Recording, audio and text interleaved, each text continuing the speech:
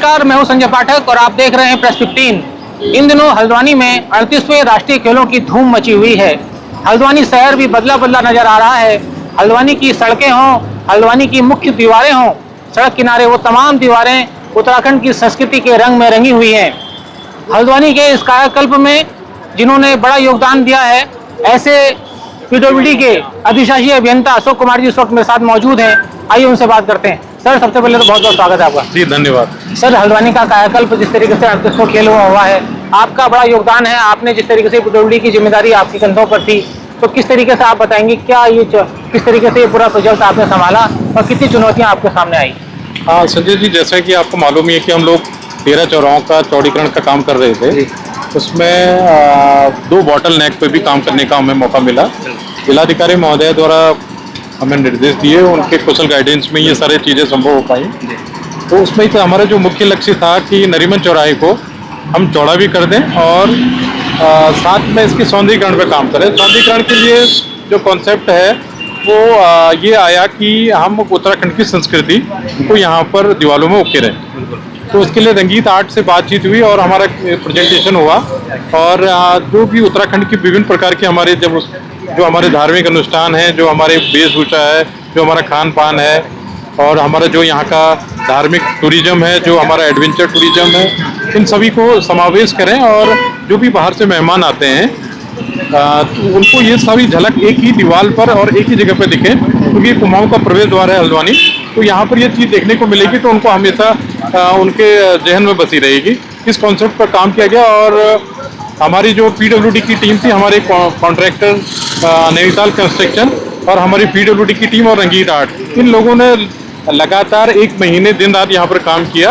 और मैं कहूँगा कि शायद हम लोगों ने इतनी तेजी से कभी काम नहीं किया था, क्योंकि खेलों का लक्ष्य भी हमारे सामने था। तो उम्मीद है कि हम 1-2 दिन में अभी संपूर्ण रूप से इसको जनता को समर्पित कर देंगे। सर, जब 13 चौराहों का चौड़ीकरण का प्रोजेक्ट आपको मिला था तो कई चुनौतियां आई थी। पेड़ों के ट्रांसप्लांट की बात भी हुई थी। तो ये नरीमन चौराहे पर एक पेड़ हुआ करता था, ऐतिहासिक पेड़, सालों पुराना, उसे आप लोगों ने ट्रांसप्लांट किया। किस तरीके से ये ट्रांसप्लांट की कवायद रही और लोगों को आपने इसमें अपने साथ जोड़ा? ये बड़ा अच्छा सवाल है, क्योंकि जो हमारा चौड़ीकरण के कार्य चल रहे थे, इसमें एक सबसे बड़ा चैलेंज पेड़ों को लेकर के था और जनता भी इसमें काफ़ी प्रश्न चिन्ह कर रही थी। और नेचुरली है कि जहां हमारे इस समय ग्लोबल वार्मिंग की बात होती है तो पेड़ों को काटा जाना उचित नहीं था। तो इस पर जिलाधिकारी महोदया ने कहा कि पेड़ जो बहुत पुराने हैं, 50-60 साल पुराने हैं, इनको क्यों ना ट्रांसप्लांट किया जाए। तो हमने फिर एक्सपर्ट हायर किए और आज पूरे गर्व के साथ कह रहे हैं कि करीब 35 पेड़ हमारे इसमें ट्रांसप्लांट हो चुके हैं। और वो पूर्ण रूप से इस समय सर्वाइव कर रहे हैं। बढ़िया ढंग से उसमें जड़ें आ चुकी हैं, उसमें पत्तियाँ आ चुकी हैं। तो ये भी एक अपने आप में एक मिसाल है कि पेड़ों को काटने की बजाय हम ट्रांसप्लांट करें और विकास को हम अपना आगे बढ़ाते रहें।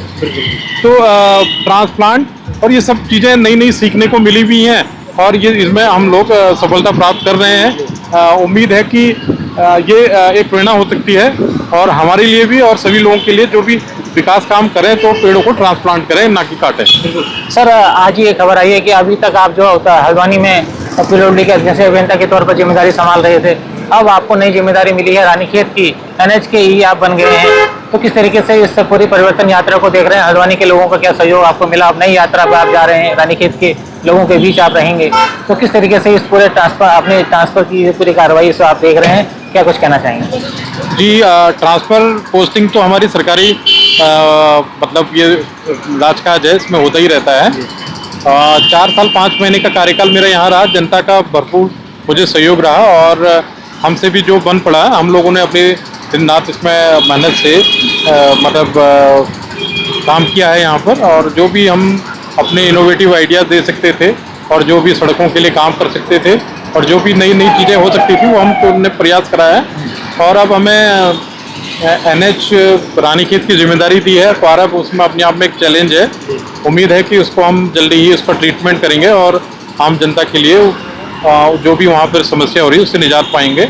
उसके अलावा भी और भी वहाँ पर कुछ प्रोजेक्ट हैं। अभी क्योंकि मैंने एक ही दिन ज्वाइन किया है, अब मेरी कल से वहाँ पर ही तैनाती होनी है और अब वहाँ पर भी जो भी बेहतर हो सकता है वो कार्य करेंगे। बहुत धन्यवाद सर, आप। Thank you sir. तो ये थे मेरे साथ पीडब्ल्यूडी के अध्यक्ष अभियंता अशोक चौधरी जी, जो बता रहे थे कि किस तरीके से हल्द्वानी के सड़कों के चौड़ीकरण से लेकर इस वक्त आप जिस नरीमन चौराहे को मेरे पीछे देख रहे हैं इसके सौंदर्यीकरण तक उन्होंने अपनी पूरी ताकत झोंकी और विभाग ने राष्ट्रीय खेलों में हल्द्वानी की छवि को देश दुनिया में बेहतर पहुंचाने के लिए काम किया।